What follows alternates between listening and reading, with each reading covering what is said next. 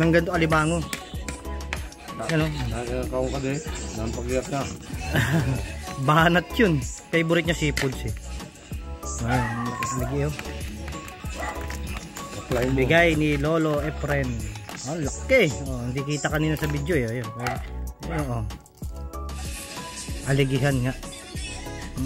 Ayun, sa loob nakatago sa ano. Ayan oh. Natabunan niya ng puti. Tabunan ng puti lang kanina. Ayan oh. Laki. Aligihan oh.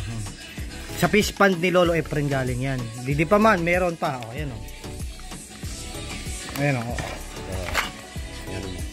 Yeah. Hindi kita kanina sa video oh. Yan oh. Wala. Sa fish pond ni Lolo Efren. Ayun pa oh. Doon pa sa sulok pa, doon pa sa sulok. Madilim eh. Yun oh. Ang dami. Laki oh. Laki. Ng ano, laki ng aligihin talaga. Sa fish pond dyan ni Lolo Efren. Yan. Pagpunta mo rito sa December, yan.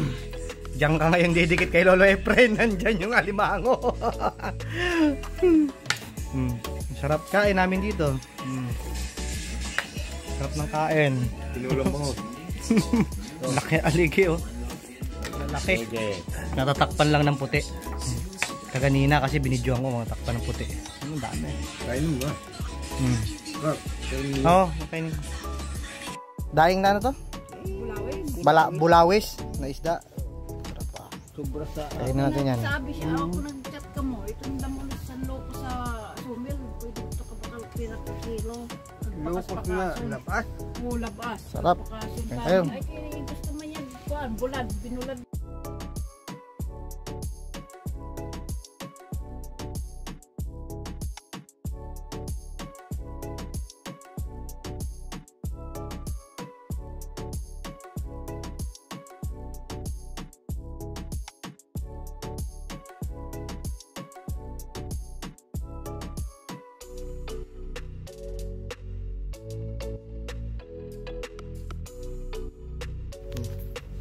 Lolo Juan na yan.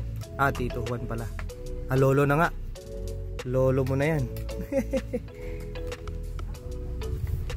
Baboy.